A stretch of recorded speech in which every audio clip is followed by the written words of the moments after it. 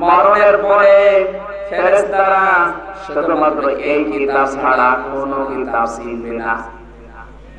আপনি যদি কবরে বলে ফেলেন যে রব্বি আল্লাহ, আমার রব আল্লাহ ছিল, সঙ্গে সঙ্গে ফেরেশতা জিজ্ঞাসা করবে পেয়েছো কোথায়?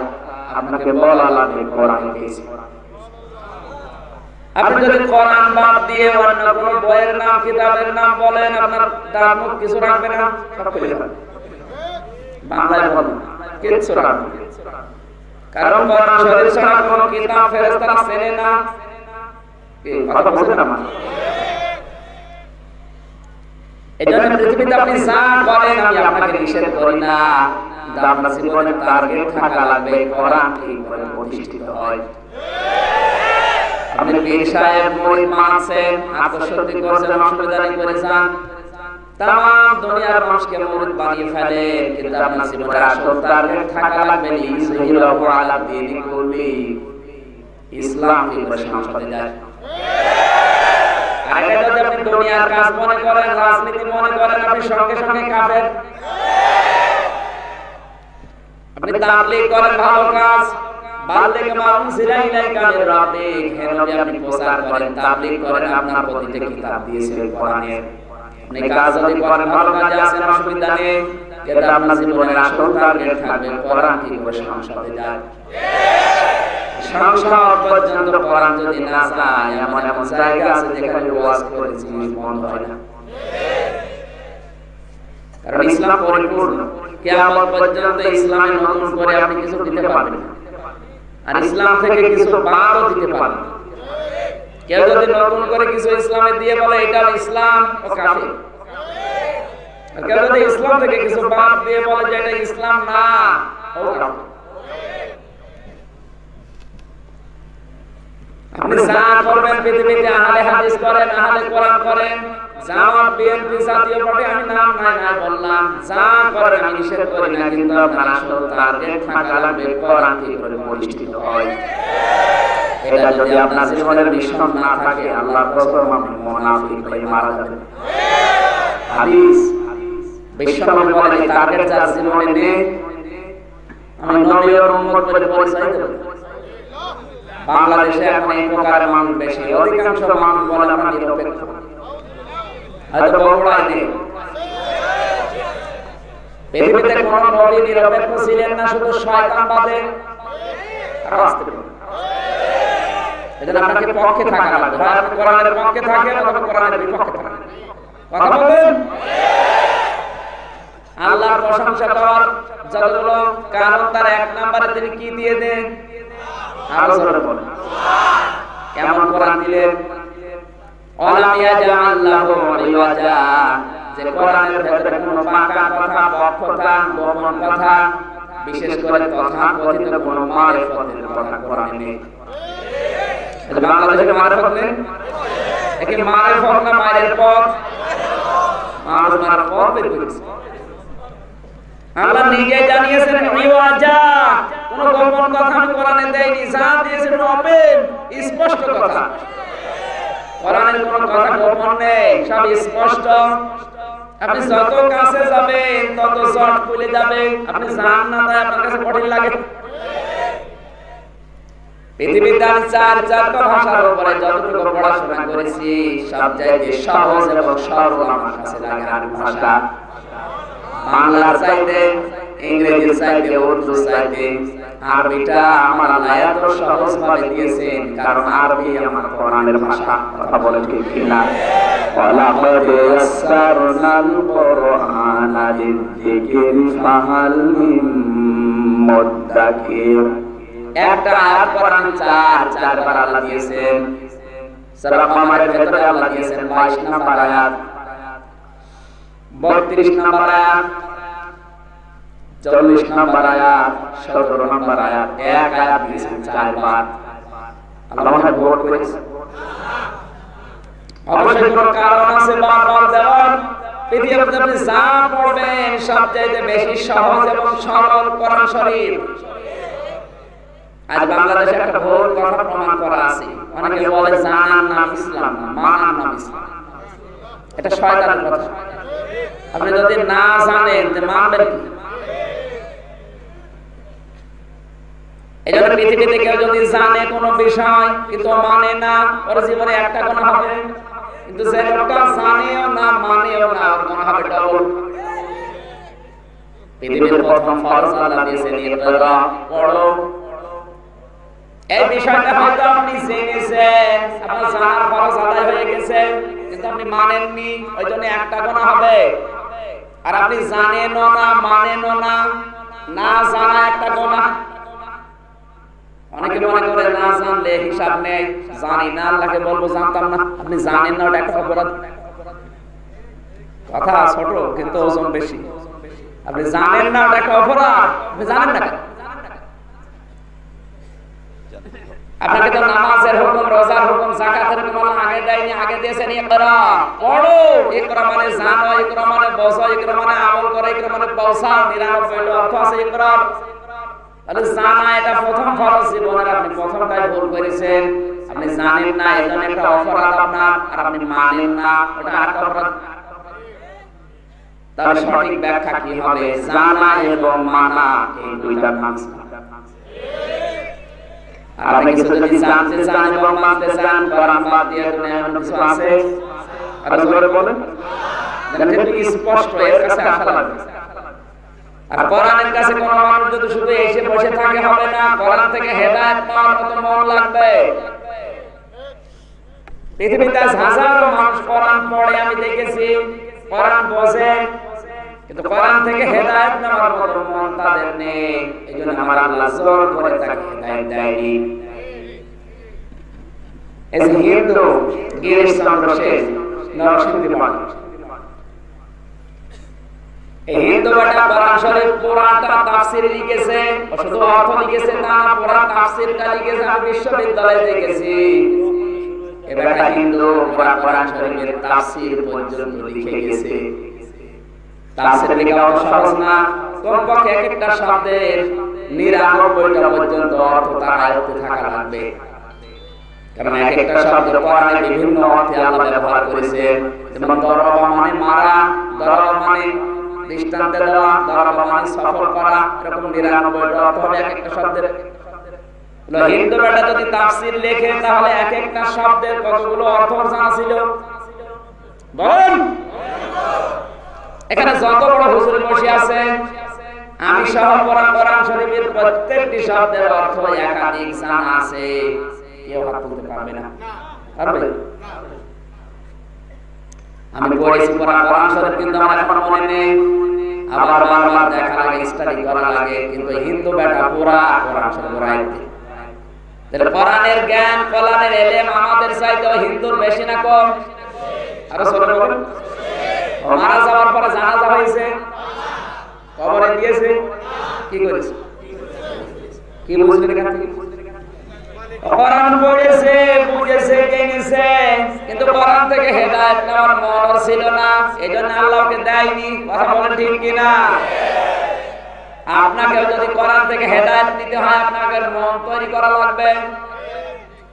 হুদাল লিন্নাস, আল্লাহ তাআলা জানিয়েছেন আমি तमाम দুনিয়ার মানুষকে পথ দেখানোর জন্য কোরআন দিয়েছি, কিন্তু সবাই কোরআন থেকে হেদায়েত নেয় না। আপনারা দুধ চেনেন না? Milk is an ideal drink, না ফুড? এই ডাক্তার বসে আছে। Milk is an ideal drink বলে না, কেউ বলে ফুড। এটা বিজ্ঞানের কথা। আমি গবেষণাগারে বসেছিলাম, চিন্তা করলাম কেন ড্রিঙ্ক না বলে ফুড বললো। কারণ তো তরল, ড্রিঙ্ক বলা দরকার ছিল, ফুড বলেছে কেন? আমার এই ছোট্ট মেধা ধরা পড়েছে, তাম পৃথিবীতে আল্লাহ যত খাবার বানিয়েছে, আপনার যদি পিপাসা লাগে পানি পান করবেন, পিপাসা মিটে যাবে, কিন্তু ক্ষুধা মিটবে না। ক্ষুধা মেটার জন্য খাবার লাগবে। আপনার যদি ক্ষুধা লাগে, আপনি খাবার খাবেন, ক্ষুধা মিটে যাবে, কিন্তু পিপাসা মিটবে না। পৃথিবীতে একটা মাত্র খাবার আল্লাহ বানিয়েছে যেটা খেলে পিপাসাও মিটে যায়, ক্ষুধাও মিটে যায়, তার নাম দুধ। বিজ্ঞানীদের নাম দিয়েছেন ড্রিঙ্ক, না ফুড। কোন সন্তান পৃথিবীতে আসার পরে প্রথম যে দুধটা শাল দুধ বলে, বিজ্ঞানী তথ্য মাত্র দিয়েছে 215 বছর আগে। আর কোরআনে কারিমে তথ্য দিয়েছে ১৫০০ বছর আগে। মা যারা এসেছেন সন্তান হওয়ার পরে যদি প্রথমে শাহাদাতটা সন্তানকে দেওয়া হয়, যে টিকাগুলো এখন দেওয়া হচ্ছে ৬টা, এই ৬টা কঠিন রোগ থেকে আমার আল্লাহ সন্তানকে বাঁচিয়ে দেন।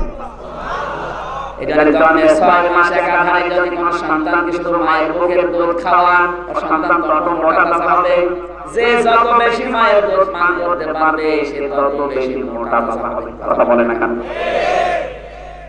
এখানে যারা আমরা বসে আছি প্রত্যেকটি মানুষ মায়ের স্তন কমপক্ষে ২ থেকে ২.৫ বছর পর্যন্ত আমরা পান করেছি।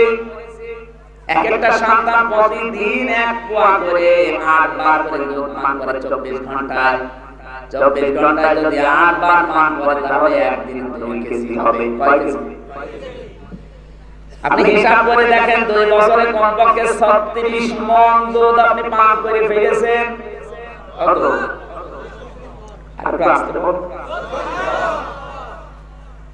যে সমস্ত মায়েদের ৮টা ১০টা ১৫ ২০টা ২২টা সন্তান, আমাদের কুষ্টিয়ার একজনের ২২টা ছেলে মেয়ে, এখন শুনছে আরেকটা হবে। সুবহানাল্লাহ। অসুবিধা নেই। সেদিন রামপুর থেকে একটা লোক মাহফিলে বসে আছে, বলল হুজুর দোয়া করেন। হুজুর দোয়া করব, ছেলে মেয়ে কয়টা? বলেন ৯টা। কি দোয়া চাচ্ছেন? দোয়া করার আগেই তো ৯টা হয়ে গেছে, আবার কিসের দোয়া? আমি ওই মহিলাকে নিয়ে হিসাব করলাম, ২২টা ছেলে মেয়ে অলরেডি হয়ে গেছে, আর একটা যদি হয় ৩৬ মণ করে যদি আপনি হিসাব করেন ৭৭২ মণ। কথা বলছেন? অথচ মায়ের ওজন মাত্র ৫০ কেজি। আমি হাসির খোরাকি দেওয়ার জন্য না, এখানে একটা শিক্ষা বের করার জন্য কান লাগান। ইসের দুধ আসলে ভালো জিনিস, কিন্তু কোন আশা রোগীকে যদি কেউ দুধ দেয়, ওকে সুবহানাল্লাহ নাউজুবিল্লাহ কেন? দোষ তো দুধের না, দোষ ওর পেটের। কথা বলেন ঠিক কিনা? আল্লাহ পাক বলেন কোরআন শরীফ তো আমি হেদায়েত দেওয়ার জন্য দিয়েছি, যারা পায় না কোরআনের দোষ না, ওর দোষ ওর। আর আজকে বলেন এদের সূর্যটা আলো দিচ্ছে, সবাই দুনিয়ায় আলো পায়। আন্দাজে বলেন এই অন্ধ যারা আলো পাবে, এখন দোষকে সূর্যের না চোখের? আল্লাহ বলেন হাদা বায়ানুল লিন্নাস হুদাল লিন্নাস। কোরআন শরীফ তো হেদায়েত দেওয়ার জন্য দিয়েছি, কিন্তু যারা কোরআন থেকেও হেদায়েত দিতে পারে না, দোষ আমার কোরআনের না, দোষ ওর নিজের। এজন্য আপনাকে মন তৈরি করা লাগবে। কোরআনের মাহফিলে এসেছেন আপনি ভালো হয়ে যাবেন তা না, আপনার মন যদি হেদায়েত নেওয়ার না থাকে, আল্লাহ জোর করে আপনাকে হেদায়েত দিয়ে জান্নাতে দেবে, আপনার অর্থ দায় পড়ে না। হযরত বেলাল হাবশী নবীকে না দেখে ঈমান এনেছেন শত শত মাইল দূর থেকে, অথচ নবীর বাড়ির পাশে কাবা শরীফের সাথে লাগানো যে বাড়িটা আবু সেহেলের, সব সময় কাবা দেখেছে, নবীকে দেখেছে, কিন্তু ঈমান আনতে পারে না, কারণ কপাল ছিল না। কথা বলে ঠিক কিনা? মন ছিল না। ওকে আল্লাহ এমন ভাবে ঘৃণিত করে দিয়েছে। আমি কাবা শরীফ তাওয়াফ করার পরে উপর দিয়ে ঘুরছি, হঠাৎ দেখি আমার পেটে ব্যথা। পুলিশকে বললাম ভাই এতক্ষণ তো ভালো ছিলাম, হঠাৎ পেটে ব্যথা করছে। পুলিশ আমারে বলে হুজুর এটা কোন জায়গা জানেন না? ইয়া হাজি ওর হুজ্জা তাই না বিলাদুকা। হাজি আপনার দেশ কোথায়? আমি যেহেতু বাংলাদেশ, বাংলাদেশ থেকে এসেছি। আমার বলে হাজি এটা কোন জায়গা আপনি এখনো জানেন না? কোন জায়গা? ওসে আবু সাহেবের বাড়ি। আপনি এখনো পায়খানা না করে দাঁড়িয়ে আছেন? তাড়াতাড়ি যান। পায়খানা করে দেখে আমার পেটে ব্যথা ভালো হয়ে গেছে। শুধু সুবহানাল্লাহ বলার জন্য এখানে একটা শিক্ষা আছে। কি বুঝলাম এখান থেকে? আমার আল্লাহ জানাতে চেয়েছে আমির হামজা বাংলাদেশ থেকে ২.৫ লক্ষ ৩ লক্ষ টাকা খরচ করে আসলে আর শয়তানের মুখে পায়খানা না করে চলে যাব। সৌদি আরব বাংলাদেশ ১৪টা জোড়া দিলে যত বড় হয়, একা এত বড়। এত বড় দেশের রাজা প্রেসিডেন্ট কোরআনের বিরুদ্ধে থাকার কারণে তার বাড়ি পর্যন্ত যদি আল্লাহ ইন্টারন্যাশনাল পায়খানা বানিয়ে দিতে পারে, আপনার কতটুকু জায়গার মালিক? কোরআনের বিরুদ্ধে যদি থাকেন আপনার ১৪ বংশ পায়খানার মতো পচাবে, আল্লাহ বেশি দেরি করবে না।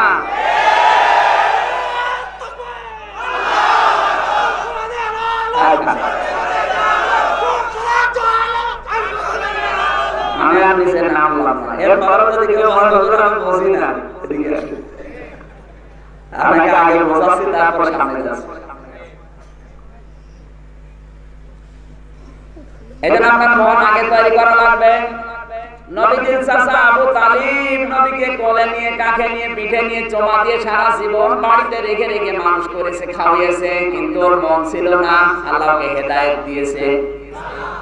বুখারী শরীফের কিতাবুল ঈমানের হাদিস, নবীজি বলেন, আমার চাচা যখন মারা যাচ্ছিল, আমি নিচে গেলাম, মাথার কাছে বলেছি, ইয়া আম্মি আবি তালিব, লা ইলাহা ইল্লাল্লাহ কালিমাতান আশহাদু লাকা বিহা ইল্লাল্লাহি ইয়াউমাল কিয়ামাহ রাব্বুল মুকান। ডাক দিয়ে বলে, চাচা জোরে বলা লাগবে না, আমার কানের কাছে মুখ নিয়ে আস্তে করে বলেন, লা ইলাহা ইল্লাল্লাহ মুহাম্মাদুর রাসূলুল্লাহ বলা লাগবে না। এতটুকু কথা যদি বলতে পারেন, কিয়ামতের দিন আপনার পক্ষে আমি ঈমানের সাক্ষী দিয়ে জান্নাতে পৌঁছিয়ে দেব। পাশে দাঁড়িয়েছিল আবু জেহেল আর উতবা সাইবা। আবু সুফিয়ান ডাক দিয়ে বলে, নেতা পড়বা, সারা জীবন বাপ দাদার ধর্ম মানলে এখন বাতিজার নতুন ধর্ম গ্রহণ করে কলঙ্কিত হবা। আর পড়ে না। নবীকে ডাক দিয়ে বলে, হামজা মুহাম্মদ তোমাকে ভালোবাসে, কিন্তু এই মুহূর্তে যদি কালেমাটা পড়ে মারা যায়, আবু জেহেল তুমি আর মানুষকে জানাবে আমি নাকি কাফির ছিলাম, হিন্দু ছিলাম, হিন্দু ছিলাম, তুমি আমারে মাফ করে দিলাম, পড়তে পারলাম না। বগুড়াবাসী ওই অবস্থায় নবীজির চাচা মারা গেল, নবীজির মন খারাপ হয়ে গেল। সঙ্গে সঙ্গে ফেরেশতা জিবরাইল এসে বলে, হে নবী আপনি মন খারাপ করেন কেন? ইন্নাকা লা তাহদি মান আহবাবতা ওয়ালাকিন্নাল্লাহা ইয়াহদি মান ইয়াশা ওয়া হুয়া আ'লামু বিল মুহতাদিন। জোরে বলেন আল্লাহু আকবার। সূরা কাসাস 20 নম্বর পারা 11 নম্বর পৃষ্ঠা 9 নম্বর লাইনে 6 নম্বর রুকুর 56 নম্বর আয়াত তাফসীরে ইবনে কাসির থেকে বলছে, আল্লাহ তাআলা বলেন, হে নবী আপনি মন খারাপ করেন কেন? হেদায়েত আপনার হাতে আমি দিয়ে দেই, যে যাকে ভালোবাসবেন দিয়ে দেবেন না, ওটা আমি আল্লাহ নিজের হাতে রেখেছি। আমি আল্লাহ জানি হেদায়েত পাবে কে। এজন্য আল্লাহ ইসলাম তাফসীরে শিক্ষা দিয়েছেন, এটা আপনার চাচা আমি জানি, সারা জীবন আপনাকে কোলে নিয়েছে, কাকে নিয়েছে, চমা দিয়েছে, খাওয়িয়েছে, আমি দেখেছি, কিন্তু হেদায়েত নেওয়ার মতো মনও ছিল না। হেদায়েত কে পাবে ওটা আপনার চাইতে আমি আল্লাহ ভালো জানি। এরপরে নবীজি আবু তালিবের কবরের পাশে দাঁড়িয়ে একটু হাত তুলে একটু দোয়া করেছিলেন, রব্বুল আলামিন তুমি আমার চাচা আবু তালিবকে মাফ করে দাও। সঙ্গে সঙ্গে জিবরাইল এসে বলে, হে নবী হাত নামান। কার জন্য হাত তুলেছেন? মা কানা লিন-নাবিয়্যি ওয়াল্লাযীনা আমানু আইয়াস্তাগফিরু লিল-মুশরিকিন ওয়ালাউ কানু উলি কুরবা মিন বা'দি মা তাবায়্যানা লাহুম আন্নাহুম আসহাবুল জাহিম। সূরা তাওবা 11 নম্বর পারা 4 নম্বর পৃষ্ঠা 4 নম্বর লাইনের 113 নম্বর আয়াত, এটা ইবনে কাসিরে আছে।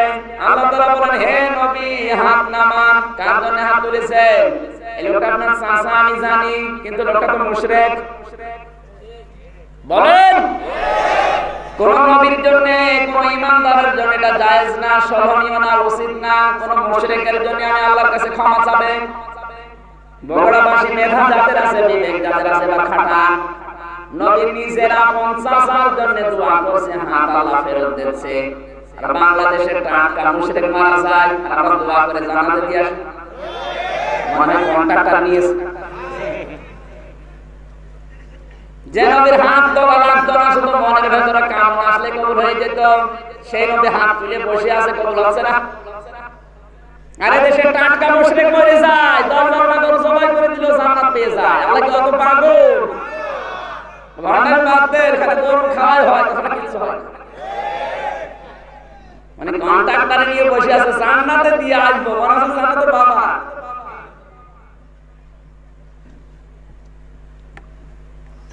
এবার অনেকের প্রশ্ন আসতে পারে, আমার বাবা 30 বছর 45 বছর 46 বছর আগে মরে গেছে, আমার বাবা জান্নাতে না জাহান্নামে আমি কিভাবে টের পাবো? টের পাওয়ার দরকার নেই, আপনাকে দেখিয়ে দিচ্ছি। কোরআনে কারিমে আপনার বাবা মরেছে মাত্র 46 বছর আগে, আর কোরআনে কারিমে আল্লাহ দলিল দিয়েছে 1500 বছর আগে। আপনার বাবা কোথায় আমি বলবো, রাগ করবেন না? আল্লাহ রাব্বুল আলামিন বলেন, আমিনান নাসি মাইয়াতাখিযু মিন দুনিল্লাহি আনদাদান ইউহিব্বুনাহুম কাহুব্বিল্লাহ ওয়াল্লাযীনা আমানু আশাদ্দু হুব্বান লিল্লাহ ওয়ালাউ ইয়ারাল্লাযীনা যালামু ইয ইয়ারাউনাল আযাবা আন্নাল কুওয়াতা লিল্লাহি জামিআ ওয়া আন্নাল্লাহা শাদীদুল আযাব। সূরা বাকারা 2 নম্বর পারা 4 নম্বর পৃষ্ঠার প্রথম নম্বর লাইনের 164 নম্বর আয়াতের প্রথমে আছে, আল্লাহর অনেক মানুষ এমন আছে দুনিয়ায়, আমি আল্লাহকে যেভাবে ভালোবাসা দরকার ওই ভালোবাসা তারা দুনিয়ার মানুষকে দিয়ে দিয়েছে। আজ আপনি বাংলাদেশের দিকে তাকান, অনেকে আল্লাহর চাইতে তার বাবাকে বেশি ভালোবাসে। এজন্য আল্লাহর কথা সব জায়গায় নেই, বাবার কথা সব জায়গায়। আরো আসতে বলুন, তাকিয়ে দেখবেন সাত দোকানে বসে আছে, তাও বাবার গল্প করছে।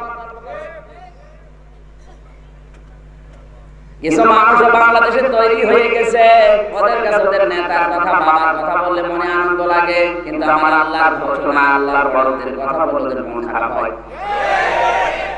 আল্লাযীনা আমানু আশাদ্দু হুব্বান লিল্লাহ, ইসমে তাফসীলের সিগা আশাদ্দু। ঈমান যাদের আছে ওদের কাছে সবচেয়ে বেশি প্রিয় আমি আল্লাহ। কারণ কি, আন্নাল কুওয়াতা লিল্লাহি জামিআ, সব কিছুর উপরে ক্ষমতা কার? আর জোরে বলে।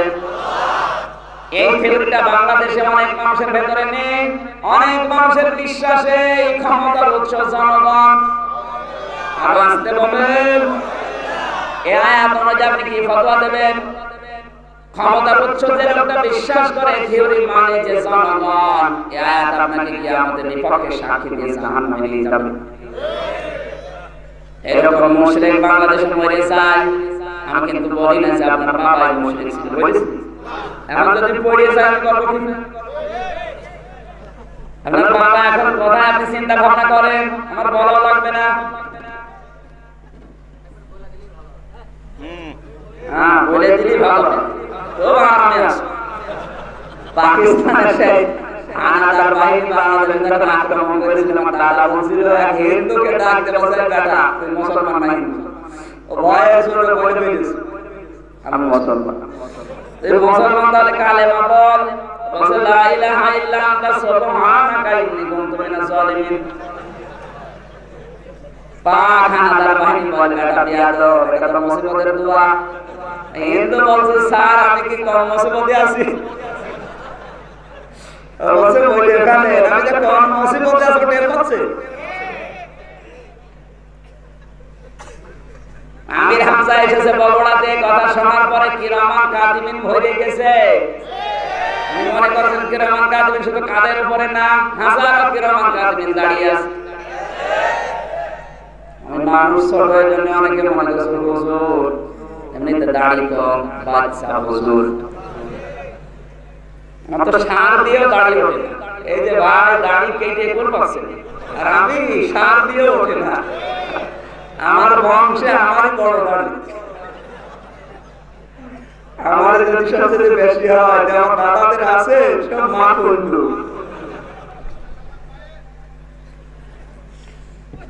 আমাদের শিক্ষা নিতে হবে আজকের মাহফিল থেকে, শুধু আশা চাওয়ার কাজ জাগানা। একটা আয়াত থেকে কোনো মানুষ যদি শিক্ষা নিতে না পারে, বেকার হয়ে যায় একটা ঘন্টায় লস। কথা বলছেন কেন? সুতরাং আজকের তেলাওয়াত কি আয়াত থেকে এমন কিছু পড়ে নিয়ে যাওয়া লাগবে যেন এটা জান্নাতের পাথে হয়। জোরে বলেন আমিন। আপনার মন আছে কিনা আগে দেখেন। আপনার যদি মন না থাকে, আমির হামজা না, জিবরাইল ফেরেশতা এসে ওয়াজ করলো আপনার কাজ হবে। আপনার মন আছে তো? কারণ আমি তার বানিয়ে কথা বলবো না। আমি কোরআনের আয়াত, পারা, পৃষ্ঠা, লাইন, রুকু, সূরার নাম, তাফসীরের নাম, হাদিসের নাম সব বলে দিচ্ছি, আপনি লিখে নেন। বাড়িতে যে মিলাবেন দেখবেন এই কথাগুলো লেখা আছে। এত দলিল দিয়েও যদি কারো মন ঘুরে না আসে, বুঝতে হবে ওর কপালে হেদায়েত নেই। যে আল্লাহ আমাদেরকে তার কোরআন থেকে হেদায়েত নেওয়ার মতো মন দিয়ে আজকের এই ময়দান পর্যন্ত এনেছে, খুশি হয়ে বলেন আলহামদুলিল্লাহ। দরুদ পড়ছি, সালাম পাঠাচ্ছি আমাদের নবী মুহাম্মদ রাসূলুল্লাহ সাল্লাল্লাহু আলাইহি ওয়াসাল্লামের প্রতি, যিনি হক বিষয়ে সবচেয়ে বেশি গুরুত্ব দিয়েছেন। নবীজির সেই জীবনের শুরু থেকে সবচেয়ে বেশি ছিল হক। কি ছিল? আমরা তো অনেক হক বুঝি না। সিরাত ইবনে হিশাম থেকে শোনাচ্ছি, হালিমাতুস সাদিয়া রাদিয়াল্লাহু তাআলা আনহা বলেন, তিনি কিন্তু ওই সময় মুশরিক, যে সময় নবীকে ছোটবেলায় কোলে তুলে নিয়েছিলেন। ডান স্তনটা দিলেন, নবীজি পান করেছেন, বাম স্তন দিয়েছেন, নবীজি মুখ বের করে নিলেন। তিনবার মুখ বের করে নিয়েছেন। হযরত হালিমা বলেন, বারবার মুখ বের করে নেওয়া দেখে নবীজির চেহারার দিকে তাকালাম, দেখি নবী আমার দিকে তাকিয়ে আছে। চোখের ইশারা দিয়ে যেন বোঝাতে চায়, মা হালিমা আপনি জোর করেন কেন? ডান স্তনটা আমার অধিকার, আমি তো পান করেছি। বাম স্তনটা আমার নাম, আমার দুধ ভাই আব্দুল্লাহ, আপনি কেন জোর করেন? পৃথিবীতে আমি ভাইয়ের হক নষ্ট করার জন্য আসি না, এসেছি ভাইয়ের হক ফিরিয়ে দেওয়ার জন্য। বগুড়াবাসী কি বুঝলাম এই হাদিস থেকে? যেই নবী মায়ের কোলে বসে ভাইয়ের হক নষ্ট করে না, সেই নবীর উম্মত যত বড় হয় ভাইয়ের হক মারার শ্রম হয়। এলাকায় শরীক ফাঁকি দেওয়া মানুষ আছে না নেই? ভাইয়ের জমি ফাঁকি দিয়ে যাও দলিল করে নিজের নামে লিখে নিয়েছে। বোনের জমি ফাঁকি দিয়ে ওই জমি বিক্রি করে উনি হজে যাচ্ছে আলহাজ হওয়ার জন্য। তোমার হজ কবুল হওয়ার কথা চিন্তা, বিমানবন্দর আসবে না।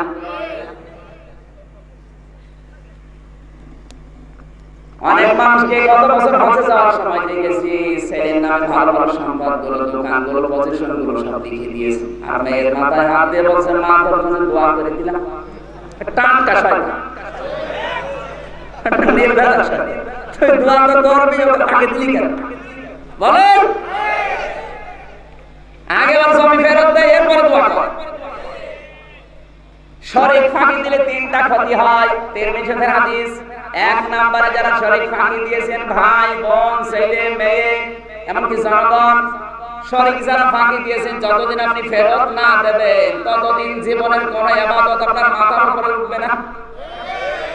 দুই নম্বরে আপনি মরণের সময় বেঈমান হয়ে মারা যাবেন। তিন নম্বরে যে সম্পদগুলো, অর্থগুলো, টাকা পয়সাগুলো ফাঁকি দিয়ে এক জায়গায় রেখে গেছেন, আপনি কিন্তু ভোগ করতে পারেননি, ওই টাকা আপনি মরণের পরে আপনার ছেলে মেয়ে স্ত্রী পুত্র ওগুলো আরো অবৈধ কাজে ব্যয় করবে, আর সবগুলো বিকাশ হয়ে আপনার কবরে যাবে। বিকাশ বুঝছেন? তাহলে ক্ষতি হয়ে গেল আমাদের তিনটা। যারা শরীক ফাঁকি দেয়, এক নম্বরে জীবনের ইবাদত বন্দেগী শেষ, দুই নম্বরে মরণের সময় ঈমান নসিব হয়নি, বেঈমান, তিন নম্বরে কিয়ামত পর্যন্ত ওই সম্পদ যত অবৈধ কাজে ব্যয় হবে, ফিলাক্সি লোড হয়ে বিকাশ হয়ে কবরে আসতে তারা আযাব আরো বাড়ছে। কথা বলেন। এবার আল্লাহকে সাক্ষী রেখে বলেন তো, শরীক ফাঁকি দিয়েছেন কারা? হাত তোলেন দেখি।